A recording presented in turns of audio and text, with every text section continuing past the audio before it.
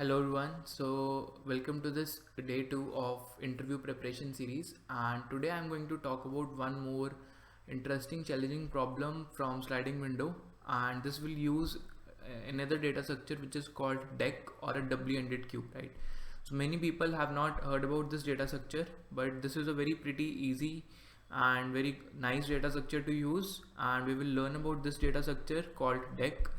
And this is a problem that has been asked in many interviews because the solution is not so trivial, right? So you have to put some stress on your brain to really get into the solution, and this would be a very nice problem to solve in this tutorial also, right? So without wasting much time, so let us get directly into the problem and see what the problem is, right?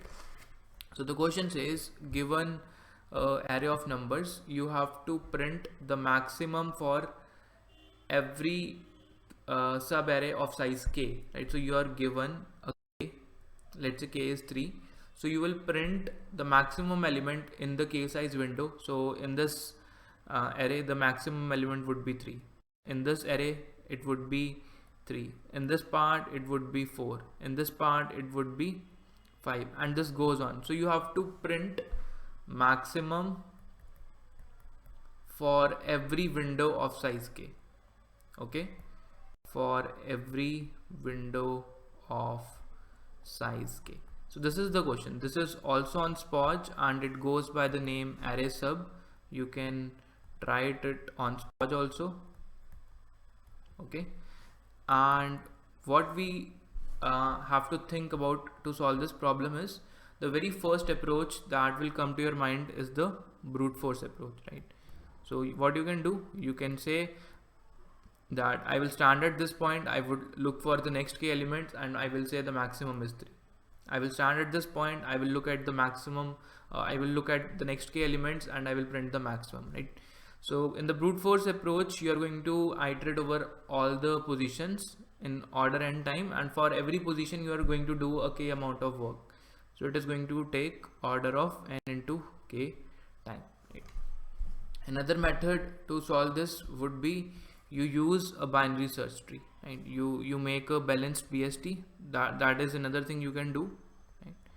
So if you make a balanced BST, let's say you make a BST of size 3 and you say the first 3 elements are like this. This is a BST and you put the first 3 elements into this balanced BST, right? Next time you pick this element, so what you will do, you will remove the element. You will search for this element which is, let's say, a of I, and you are adding this element which is at a distance of which is k elements ahead from this element, right? So you will remove this element and you will add this element which is also 1, and next time, and you will print the maximum, right? So you would print the maximum which will take log of k time to find out, right?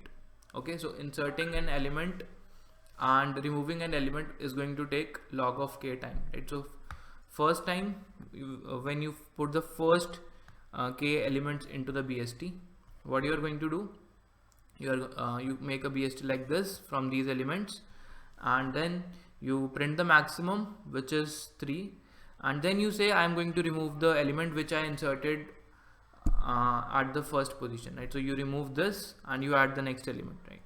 So this element gets added and you again print the maximum, you make it 3, and next time you will remove 2 and you will add 4. So in order to slide the window, right, you will add 2 and you will add 4. Okay, so when you add 4, your BST would look something like this, right? And again you find the maximum element by traversing this branch. It is going to take log of k time, so you get 3, 3, 4, and this goes on, right? So you are adding n elements into the BST and you are removing them, so the overall complexity would be order of n into log of k, because you are adding n elements and the BST is a balanced BST, and insertion and deletion in that BST is going to take log of k time, right? Okay, but still we can improve the time complexity by using a sliding window approach. Now let us look at the sliding window approach to solve this problem, right? All right, so let's start with the sliding window approach. So in this problem, you're given that you're given an array and integer k, and you have to find maximum for each continuous sub array of size k, right? So let us see through one test case, right? So this is the input. So you will see that what you have to do, you're given, there will be 9 elements, and these are the elements, and then you're given the value of k, right? So you have to take the maximum of these 3 elements, which is 3. Then you will move this window one step ahead, and the maximum of these 3 elements is again 3. Then you will move it, maximum is 4, then move it, maximum is 5, and maximum is again 5, maximum is again 5, and then finally the maximum in the last part is, for the last part is 6. So this is the output, this is the output, right?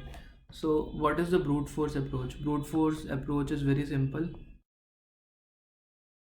You need 2 pointers, one from I, one at I plus k, and you can iterate, take a variable j and keep a maximum of this window, right? So from I to I plus k, you can track the maximum element in O of n time, yeah, O of k time, right? So this will require you to spend the time complexity of O of n into k, right? So this is the brute force approach, right? So let us see what the constraints are. Let us focus upon the constraints. So constraints are very big, these constraints are very big, right? So you cannot do n into k, which would be of the order 10 power 11, right? So this is something which will give you TLE, and hence you have to do it in a better manner, and we will try to do it in an order which is O of n plus k, or let's say O of n only, right? Because k is less than n, right? So we will try to do it in a linear time, and for this I'm going to make use of Deque double-ended queue, or you can say we will use a sliding window technique, right? Okay guys, so this is a fairly challenging problem, uh, because you have not solved problems using Deque. So in this video we will see how efficiently we can make a use of this data structure. So I'm directly starting with the coding part, and I will explain you while I code along, right? Why during my coding I will explain you what all I'm going to do, right? Okay, so let us first complete the input output tasks. So you have to read n, right? So int n, int array, and then int k, then we will read the array,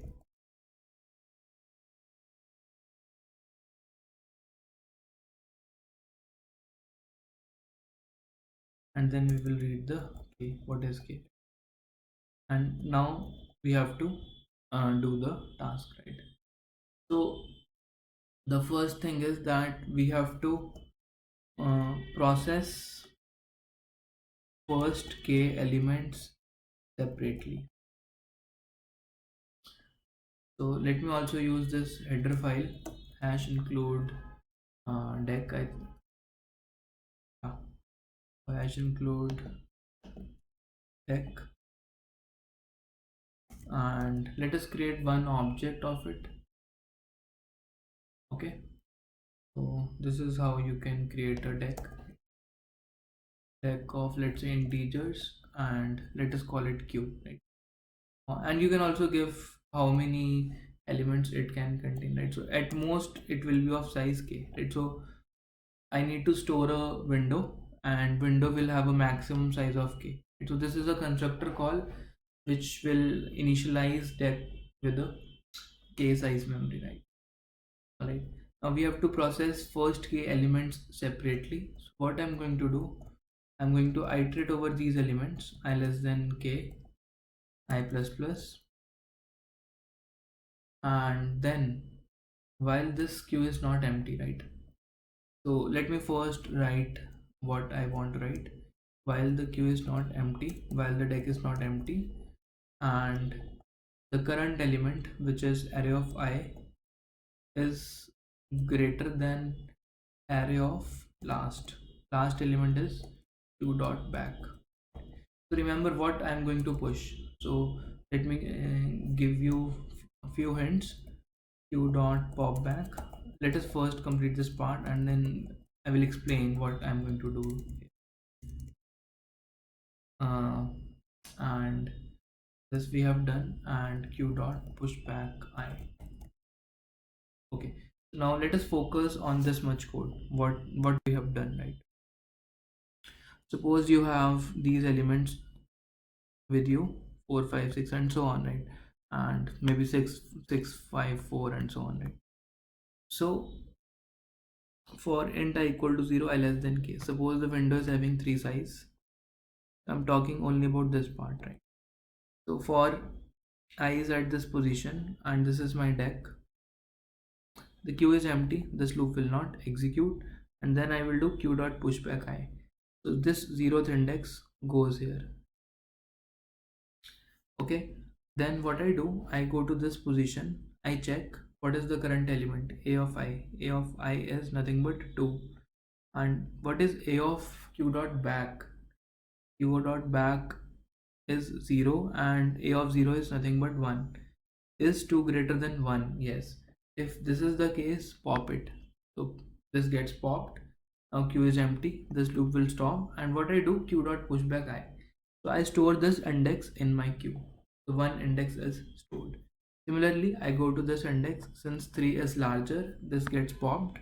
And I store the index 2 because 3 is greater than 2. Right? And the index of 3 is 2. Right?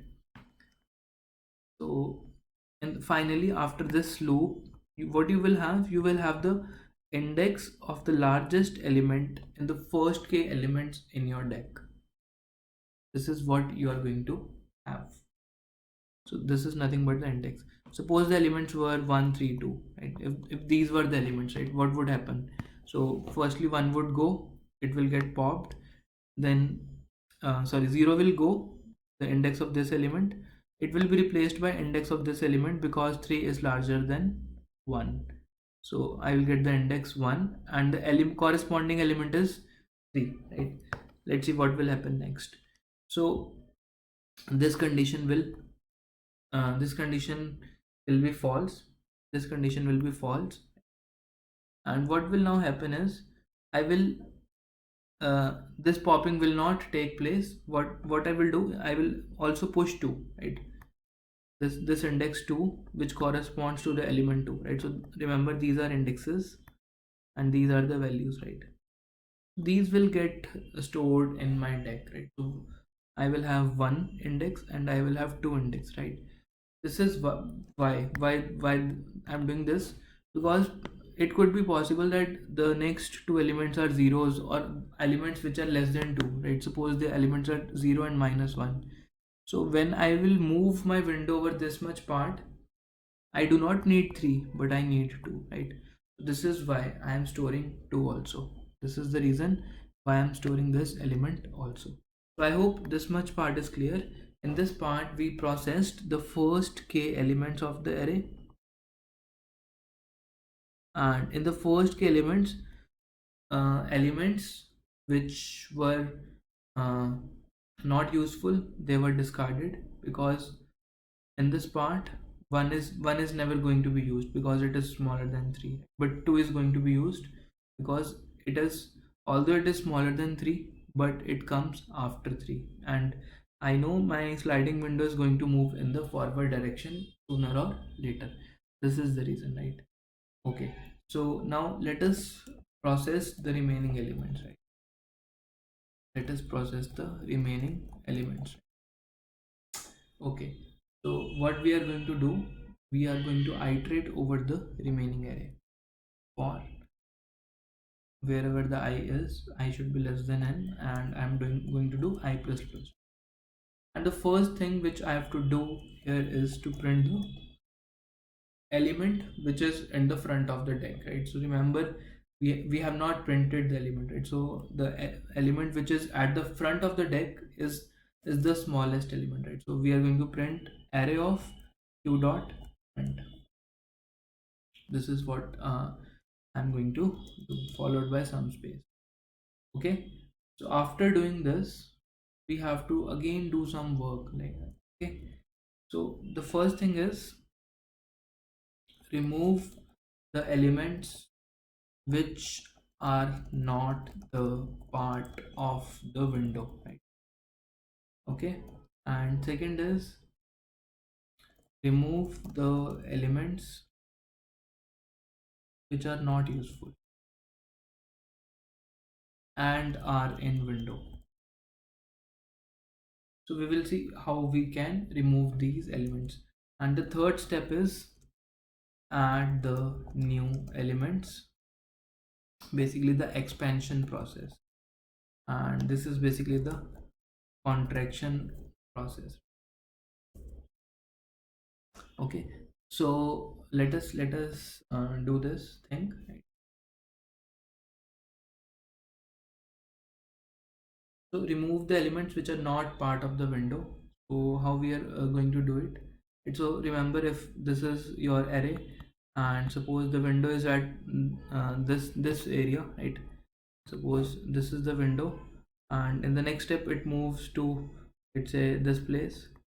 What I'm going to do, if I come to know that my deck is storing some index, all right, suppose this is some index I, this is the new index I, and the window should be the deck should contain all the indices which are in this region, right? Some of the indices which are in this region, so it should be between I minus k and I, right?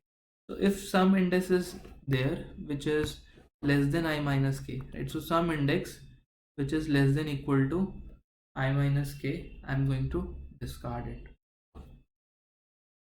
which means we are going to contract the deck from the front side, or you can say back side. So while this queue is not empty and q dot front, which means the index at the front is less than equal to I minus k, I'm going to do the popping, right? So q dot pop underscore, the popping is happening. We are popping the elements, right? And the second part is while the queue is again not empty. So let me put this thing in.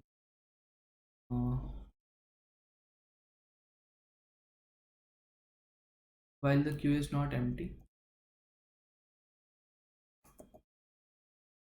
and array of I, the current element is greater than the element which was in the queue, right? A of q dot back. So these elements which are smaller, right? So these elements which are smaller and are present in the current window are not of any use. So we are going to do a popping because the new element which is emerging is greater, and it will be greater as well in the next window, right? So what I'm doing here is, if, right, so this part is the contraction from this end, right? And if you are getting some element, suppose you have having 7, or and here you are having 1, right? So you know that uh, 7 is a element which is greater than the previous element, right? So it is better to store 7 instead of 1, so we are going to remove 1 and we will store 7, right? This is what we are going to do, and for every element I'm going to push it in my queue. Q dot pushback I,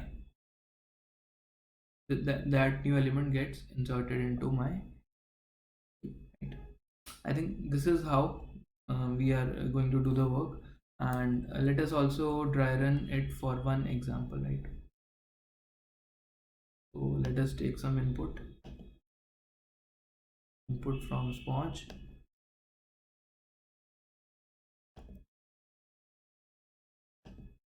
and let us do some dry run.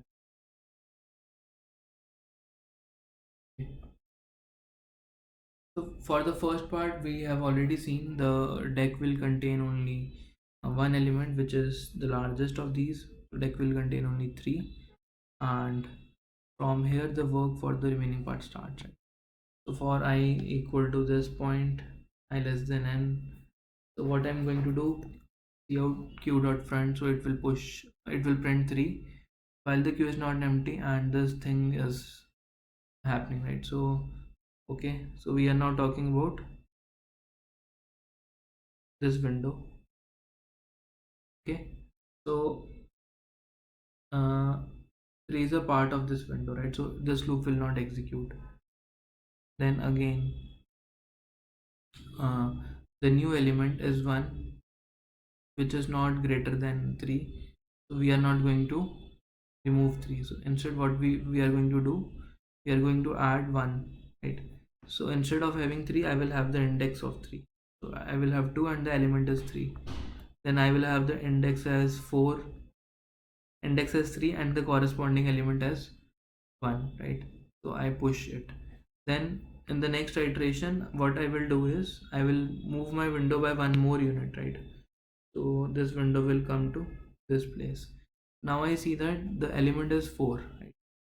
So uh, we we print q dot front, which is again the index 2 and the element is 3, so we again print 3, right? And then in the next part what we are going to do, we are saying that q is not empty and q dot front is less than I minus k, right? So this 3 element is still in the window, so we are not going to remove it, right? Because it is in the last key element, right? So this index is in this range, so we are not going to remove it. And at this part we say q is not empty and a is greater than q dot back. Yes, this is the case. The new element, which is 4, is greater than the largest element in the queue. So what we do, we remove all the elements, right? We remove these two elements and we finally push the new element. So the new index is now 0 1 2 3 4, and the element is also 4, right? The element is also 4, and in the next iteration we print the front, which is 4, right? So similarly this process goes on and we should get the correct answer, right? Okay, so let us run our code.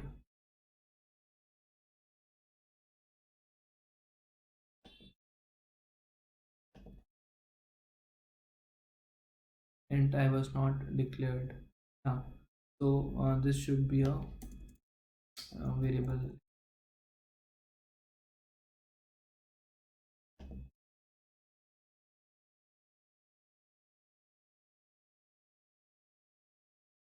Yeah. So one last thing which you have to do here is you have to finally print the last element, right? So it would be cout uh, array of q dot front, so that you get the last element as well. So let's see. Yeah. So this will make sure that you also print the last for the last window, right? Because in this loop you are printing the answer for the previous window, right? And after this loop is over, you have to print the answer for the last window, which is of these three elements. So I hope this is clear, although it is little tricky, but you can find the code at this URL and you can dry run it and you can also submit it on the spot. So thank you guys for watching this tutorial and I will see you in the next video.